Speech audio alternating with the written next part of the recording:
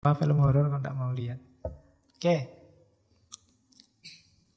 Nah, ini resepnya dari Ibnu Miskawe untuk menguatkan akhlak.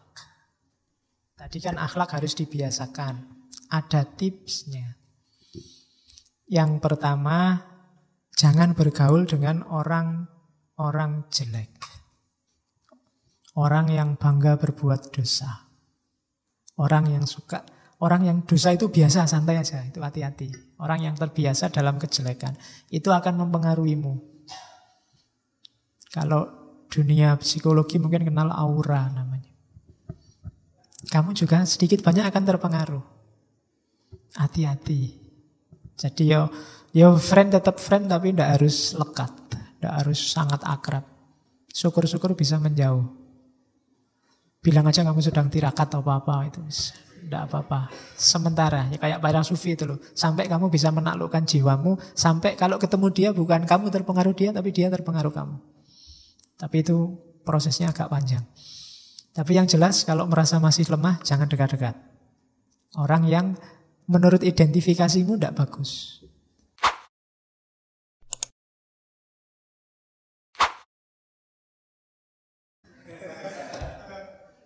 Terus sumbernya sifat buruk, karena tadi yang utama tengah-tengah, maka yang buruk itu lebih atau kurang. Kemudian katanya Ibnu Miskawe secara umum ya, orang itu sumber keburukan itu yang pertama kemarahan, yang kedua takut mati, yang ketiga kesedihan. Hati-hati kalau kamu sedang marah, atau sedang takut, atau sedang sedih. Pokoknya off dulu kalau sedang mengalami tiga hal itu. Karena biasanya pikiranmu tidak jernih. Yang keluar hal-hal buruk, tidak terkontrol. Kalau di Ibnu Miskawe, kemarahan itu bisa melahirkan ujub. Sombong, merasa besar, iftikhor, bermegah-megahan, cekcok, mirok, menang sendiri lajat, muzah. Muzah itu ketawa-ketawa, gurau. Mak lampir itu kan, kalau dia kan ketawa terus itu. Itu karena dia punya niat jahat, marah, ingin menyesatkan orang, terus dia mesti ketawa. Nah, hati-hati dengan orang yang ketawa terus. Ya ketawa ya sekali-sekali, neng ojo, guyu terus. Mengeraskan hati kalau katanya Nabi. Muzah. Jadi biasanya orang marah juga begitu, menyepelekan orang. Jadinya muzah, menertawakan orang lain. Membohongi diri. Tidak sadar berapa kapasitasnya, merasa dia besar luar biasa, berhak balas dendam. Istihza, mencemooh orang lain, menertawakan orang, atau menindas orang lain. Dan jangan mudah takut, termasuk takut mati. Mati itu tidak perlu ditakuti.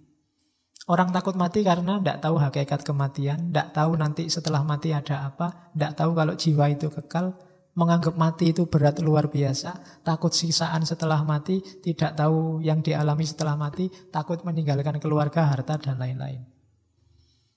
Tidak usah ditakuti. Belajarlah tentang kematian, nanti kamu akan paham. Ya nanti entah sesi kapan kita ngomong filsafat kematian. Kalau kamu berani. Ada beberapa filosof barat timur termasuk Jawa yang ngomong tentang kematian. Bahkan tembang Jawa itu simbol-simbolnya simbol kematian. Beberapa. Oke, kalau kesedihan katanya Ibnu Miskawe sumbernya biasanya dua. Berpisah dari yang dicintai atau gagal meraih yang dicintai, meraih yang dicari. Ya karena yang dicari biasanya yang dicintai itu. Jadi perpisahan dan kegagalan, sumber kesedihan. Diinget-inget ini ya, begitu kamu, wah aku mengalami perpisahan ini, off dulu. Karena kamu sedang sedih itu mesti. Atau gagal, itu coba jangan mutusin apa-apa dulu. Tenangkan dulu pikiranmu, sampai jernih lagi baru berpikir. Sedang takut luar biasa, itu juga hati-hati. Orang takut itu biasa, makanya cowok-cowok kan sering ngajak pacarnya nonton film horor. Karena waktu takut itu pikirannya nggak jalan ya, merangkul ya. Jadi jangan. Kalau takut off dulu yo. Kalau lihat film horor dipikir dulu. Kira-kira. Ya. Oke, makanya kalau lihat film horor berdoa saja semoga tidak takut atau semoga nggak ada hantunya. Nggak jadi nonton film horor. Masa sudah ngopi film horor, sudah mau dilihat, waktu hantunya keluar malah merem. Nggak berani aku lihat, jadi jangan lihat film horor, Mas. Oh ya, sudah nyewa film horor kok nggak mau lihat. Oke. Nah, ini resepnya dari Ibnu Miskaweh untuk menguatkan akhlak. Tadi kan akhlak harus dibiasakan. Ada tipsnya. Yang pertama, jangan bergaul dengan orang jelek. Orang yang bangga berbuat dosa. Orang yang dosa itu biasa, santai aja, itu hati-hati. Orang yang terbiasa dalam kejelekan, itu akan mempengaruhimu. Kalau dunia psikologi mungkin kenal aura namanya. Kamu juga sedikit banyak akan terpengaruh. Hati-hati. Jadi yo friend tetap friend tapi tidak harus lekat, tidak harus sangat akrab. Syukur-syukur bisa menjauh. Bilang aja kamu sedang tirakat atau apa-apa itu. Tidak apa-apa. Sementara, ya kayak para sufi itu loh. Sampai kamu bisa menaklukkan jiwamu. Sampai kalau ketemu dia bukan kamu terpengaruh dia, tapi dia terpengaruh kamu. Tapi itu prosesnya agak panjang. Tapi yang jelas kalau merasa masih lemah, jangan dekat-dekat. Orang yang menurut identifikasimu tidak bagus.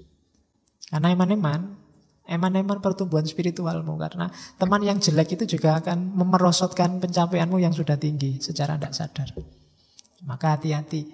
Yang kedua, banyak-banyak melakukan aktivitas yang berhubungan dengan pengetahuan.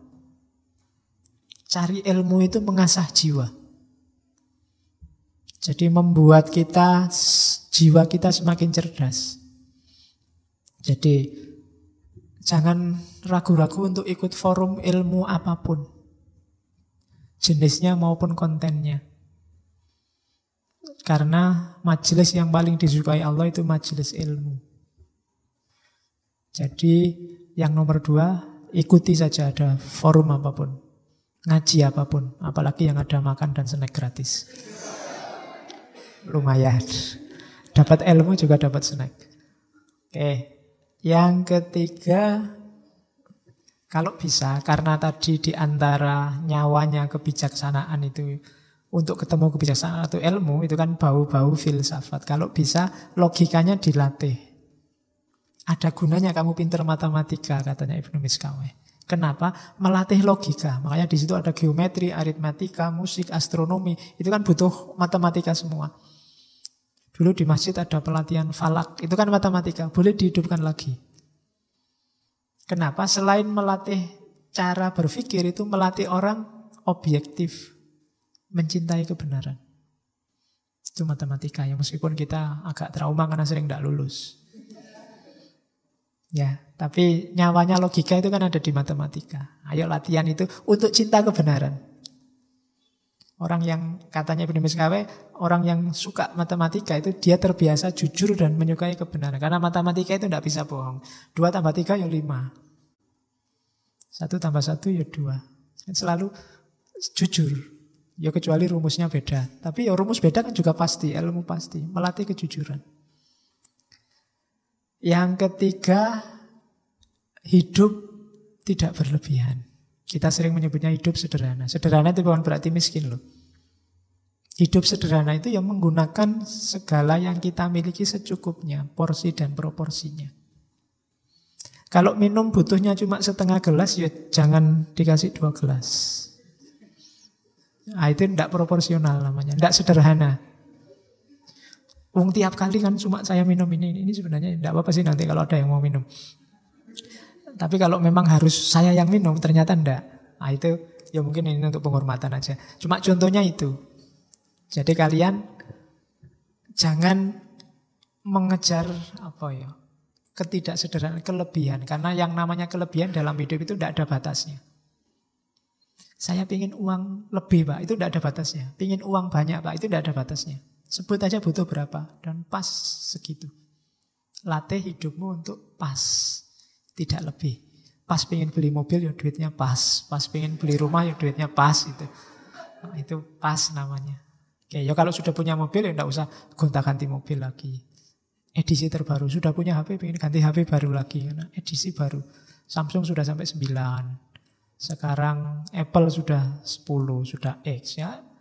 Kalau kamu ngikuti itu, tidak ada batasnya. Kalau ada yang tanya, kok nggak beli S8, saya nunggu sampai S27 besok. Itu masih S8 belum ada apa-apanya. Kamu belum mutahin, pokoknya besok S27 baru tak beli. Oke. Pokoknya tidak ada batasnya. Kamu kalau ngejar yang paling mutakhir ya 2 bulan lagi sudah nggak mutakhir lagi, itu sudah ada yang baru. Terus begitu. Kalau ngejar itu tidak ada habisnya. Sama kayak kamu nyari istri. Nyari yang cantik, Pak. Ini cantik loh. Enggak, Pak. Ada yang lebih cantik. Ya memang ada. Tapi apa yang mau sama kamu? Oke. Jadi usah onone lah, pas-pasan aja hidup itu. Enggak usah neko-neko.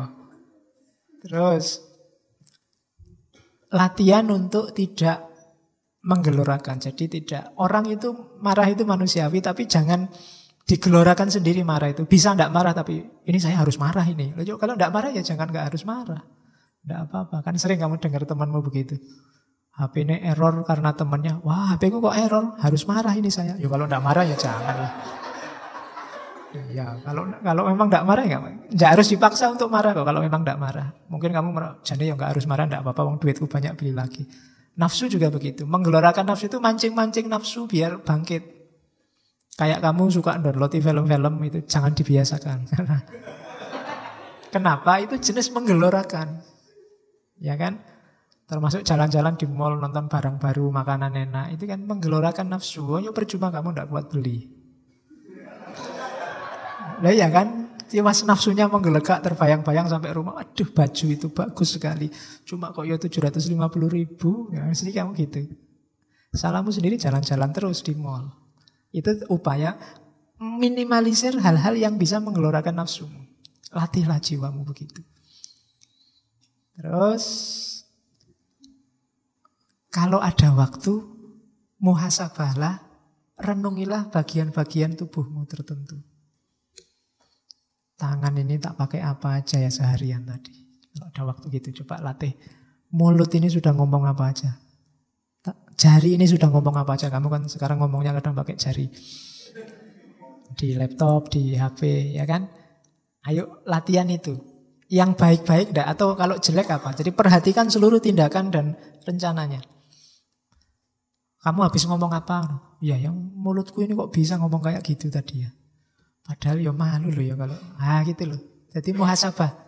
Anggota tubuhmu dihitung-hitung lagi. Terus selalu ready for fight untuk musuh-musuh jiwamu. Serakah, amarah, pingin menang sendiri, sombong dan macam-macam. Jadi latihan. Yang terakhir itu unik. Manfaatkan musuh-musuhmu. Introspeksi diri. Kadang-kadang kita agak susah berpikir diri sendiri. Katanya Ibnu Miskawe, kadang-kadang musuh kita itu lebih berguna. Karena musuh kita mengungkap kelemahan, kejelekan kita. Kalau teman masih basa-basi. Tapi kalau musuh, manfaatkan keberadaan musuh. Kalau nggak punya musuh, cari yang musuh. Biar bisa menunjukkan, kamu itu musuh itu kan gitu. Kalau ngomong terang-terangan, jelek ya kamu diomong jelek. Tidak jelek dicari-cari kejelekanmu. Daripada kamu capek muhasabah. Saya jeleknya di mana ya Pak? Tanya musuhmu aja, lebih cepat. Musuhmu lebih tahu di mana jelekmu. Loh, kamu harus terima kasih ke dia loh. Terima kasih, saya kalau mikir sendiri nggak ketemu kejelekanku. Kamu sudah bantu berpikir tentang kejelekanku. Itu berguna untuk muhasabah, ada musuh. Kalau kamu dimaki-maki orang misalnya ngomong nggak aturan, itu umat Islam kan nggak boleh mulutnya gitu. Oh iya ya, jangan-jangan aku begitu. Ini kan alhamdulillah dia menunjukkan. Tadi kamu gak sadar ngomong jelek, tapi gara-gara punya musuh. Nah, jadi itulah manfaatnya haters. Oh iya kan? Makanya tidak masalah kamu punya haters. Meskipun tidak punya, ya pura-pura punya ben kayak terkenal.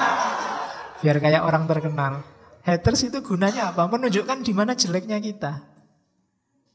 Dan itu berharga sekali loh buat kita kalau ingin naik kelas. Kualitas hidup kita semakin baik. Jadi kalau ada orang maki-maki kamu, menjadikan kamu, terima kasihlah.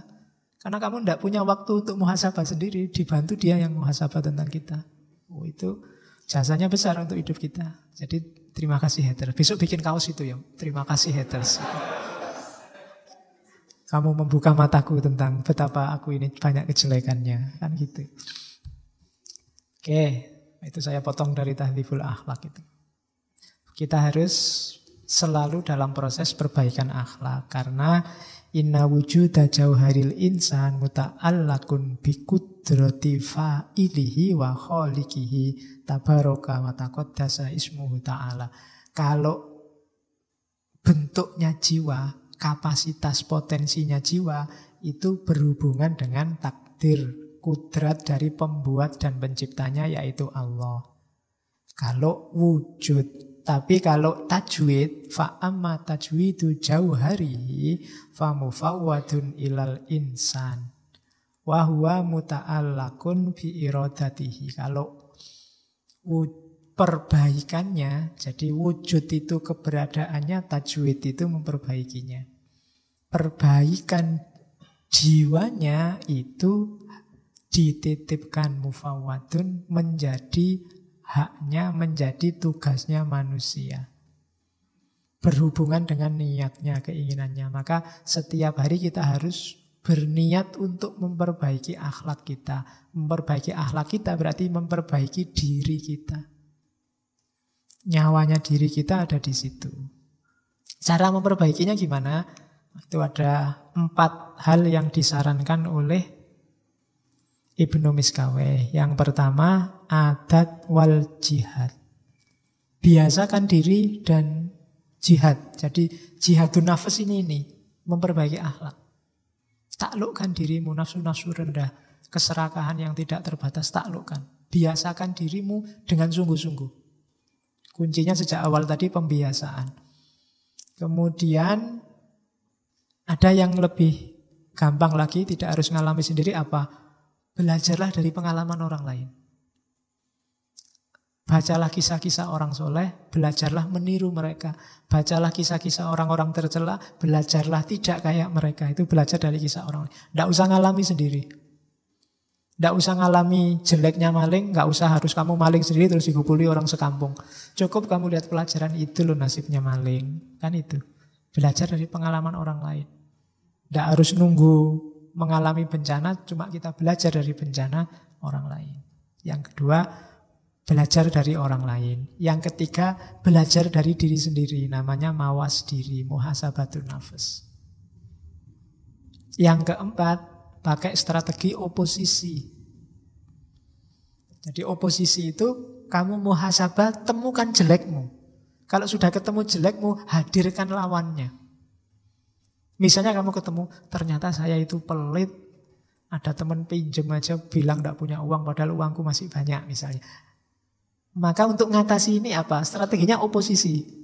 Hadirkan kedermawananmu misalnya, wah kasihan teman tadi sudah pergi, tak kejar, mas tadi tak tolak, atau sekarang tak utangi berapapun. Nah, itu menghadirkan kedermawanan. Contohnya ini. Jadi ternyata mulutku itu jelek, kalau ngomong suka misuh-misuh. Sekarang hadirkan kebalikannya, karena kamu sama-sama bisa. Ngomong lembut bisa, ngomong kasar bisa. Sekarang hadirkan yang lembut-lembut. Jadi itu namanya strategi oposisi. Pak, tapi kalau enggak dari jiwa kita kan berat. Loh, makanya tadi dibiasakan. Ya memang awalnya kaku. Temenmu mungkin ketawa, alah kamu biasanya cangkemnya kayak ya sekarang pakai ngomong soleh-soleh apa misalnya. Loh enggak apa-apa. Nanti lama-lama dibiasakan juga akan jadi ke sana. Jadi hadirkan oposisinya dan biasakan. Akan membentuk jiwamu. Jadi jiwamu itu bukan barang jadi, harus dibentuk. Terus, nah, tadi kan perbaikan akhlak, materinya apa kemudian? Obahnya. Tadi kan bolak-balik disuruh cinta ilmu. Syaratnya untuk idealnya moral itu manusia yang cinta ilmu pengetahuan. Nah, diurut ya katanya Ibnu Miskaweh. Yang pertama misalnya dari anak kecil tadi, harus dididik hal-hal yang wajib bagi kebutuhan tubuh. Ini unik kalau di Ibnu Miskaweh, untuk kebutuhan tubuh itu contohnya sholat, puasa, sa'i. Karena memang 3 ibadah ini punya implikasi langsung bagi kesehatan jasmani. Kalau sa'i jelas. Sa'i itu mungkin bahasa olahraganya jogging. Ya kan? Puasa bahasa kesehatannya diet. Sholat, ya nyuwun sewu, mungkin bahasa kasarnya kaya senam, yoga.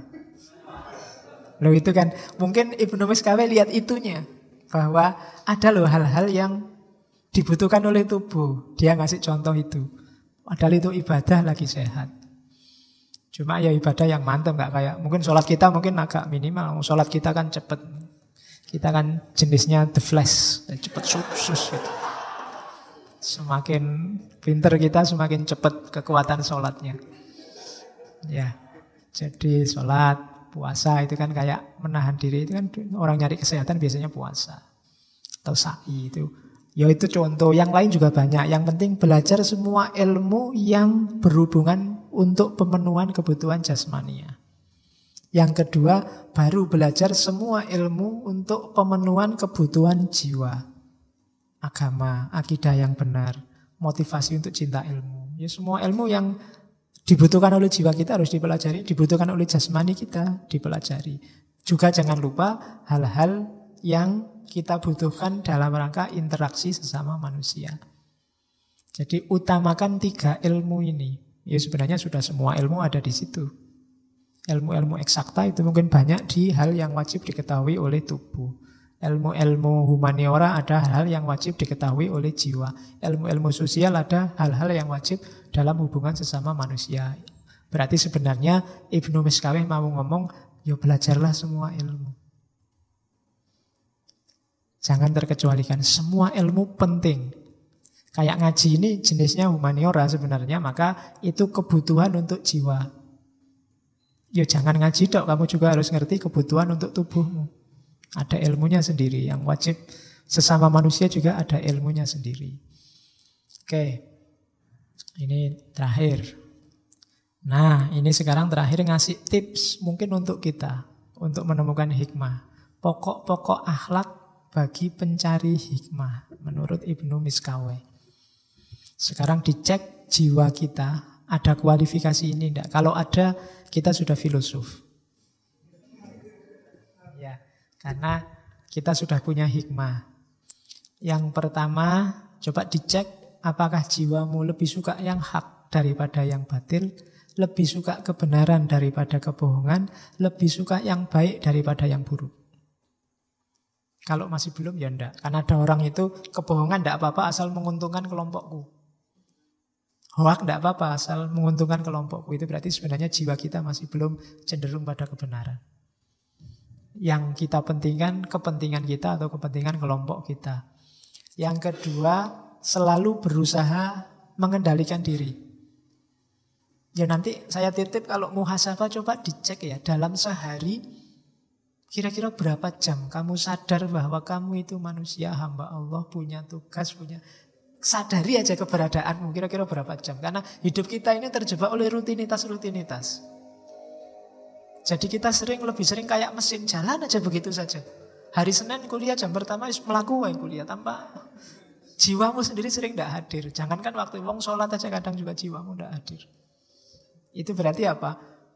Kesadaran dirimu tidak muncul, apalagi pengendalian diri. Kalau kamu sadar tentang dirimu, itu baru kamu bisa mengendalikan dirimu.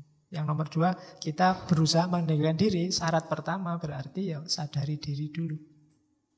Sering-sering kalau lagi ngapa-ngapain coba dicek. Oh iya ya, sekarang aku ada di sini ngasih ngaji, tadi di kampus. Aku ini sekarang posisinya sebagai yang ngasih wawasan, tapi apa ya pantas aku kayak gitu kan kesadaran bahwa aku sekarang ada di sini. Kamu ngaji di situ mungkin ya sambil melayang kemana-mana pikiranmu. Tapi coba hadirkan dirimu. Menghadirkan diri sendiri itu tidak gampang juga. Tiap hari harus latihan. Nikmati hidupmu. Hidupmu itu tidak panjang. Enggak ada hadisnya Nabi, enggak ada orang hidup setelah ini 100 tahun setelah ini masih hidup juga. Berarti pendek hidup kita. Seringlah hadir dalam hidupmu sendiri. Karena kamu sering enggak hadir. Apalagi orang yang jatuh cinta, yang hadir pacarnya terus. Di sini itu isinya orang lain. Mungkin dosen pembimbingnya, mungkin ya kan, tukang warung. Mungkin pokoknya enggak pernah dirinya sendiri hadir dalam pikirannya. Ayo dihadirkan diri kita, eman-eman. Kita membunuh diri kita sendiri, menyingkirkan diri kita sendiri dan menghadirkan banyak orang lain di kepala kita. nikmatilah hidupmu, hadirkan dirimu. Baru bisa mengendalikan diri. Yang ketiga, berpegang teguh pada syariat. Jadi keyakinan agamamu, yakinilah sekuat mungkin, jalankan. Ini hubungannya sama kebahagiaan. Mana yang kamu anggap benar, jalankan itu. Fastabiqul khairat katanya Allah. Tidak usah kakean debat. Keyakinanmu akan kebenaran, jalankan. Pegang teguh itu. Terus menepati janji. Terus jangan mudah percaya pada orang lain. Karena sering orang terus jadi menyesal karena percayanya pada orang lain. Karena manusia itu berubah. Mungkin bukan salah orang yang kamu percaya, tapi salah dirimu sendiri terlalu percaya. Itu sumber. Pencari hikmah itu selalu kritis, teliti. Suka pada keindahan. Sebenarnya ini otomatis alami. Orang waras pasti suka yang indah-indah. Ya, kecuali kamu agak aneh. Tapi secara normal orang, meskipun definisi keindahan itu relatif, tapi orang pasti lebih suka yang indah. Meskipun indahnya subjektif. Tapi senangilah keindahan. Kemudian latihan menyetabilkan jiwa apapun yang terjadi. Tidak gampang terpengaruh. Sukses, gagal, dan yang sejenis itu tetap kukuh jiwamu dalam akhlak. Terus latihan tidak mudah mengungkapkan sesuatu sebelum dipikir. Sebelum tahu kebenarannya yang sejati, jangan ngomong apapun, jangan menyebarkan apapun. Hari ini kan sering begitu. Pastikan dulu bahwa yang kamu sebarkan itu, yang kamu omongkan itu memang benar sesuai keyakinanmu. Bahwa ya kita bisa salah, tapi latihlah dirimu untuk tidak mengungkapkan sesuatu yang kamu sendiri juga tidak yakin benar. Atau kamu sudah tahu bahwa itu tidak benar. Biasanya karena alasan kepentingan-kepentingan sesaat. Berani dalam kebenaran itu pasti. Orang boleh penakut, pengecut dalam kejelekan. Takut Pak saya bohong itu bagus. Saya pengecut Pak kalau disuruh pacaran itu Pak misalnya. Tidak apa-apa. Tapi kalau dalam kebenaran harus berani. Terus mengisi sisa umur untuk hal-hal yang penting.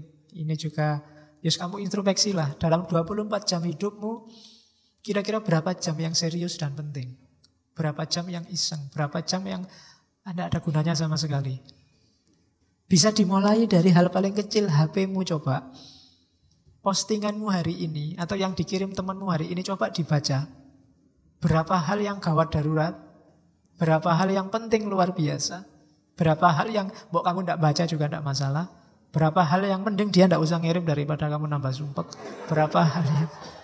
Loh, itu klasifikasi latihan. Biar hidupmu lebih bernilai. Karena semakin orang melakukan hal yang tidak penting, semakin hidupnya tidak bernilai. Oke, terus melaksanakan yang seharusnya. Tanpa ketakutan mati, takut miskin, takut masa depan, dan seterusnya. Tidak usah menanggapi kata-kata orang jahat dan dengki. Waktumu habis. Karena orang dengki itu, kamu jawab kayak apapun, dia akan nyari jelekmu. Tidak usah dijawab, kamu ambil pelajaran aja kayak tadi. Alhamdulillah, terima kasih kamu membuka jelekku, biar aja. Tidak usah dibalas. Kalau dibalas levelmu sama kayak dia. Terus selalu menjaga, itu bukan menjadi, selalu menjaga stabilitas kondisimu, kaya, miskin, terhormat, terhina, tidak masalah. Saya sudah berakhlak baik loh Pak, kok masih tidak dihormati sama orang lain, masih suka dihina sama orang lain, tidak masalah, tidak ada hubungannya. Terus ingat sakit ketika sehat, ingat sedih ketika senang, ingat tulus ketika marah.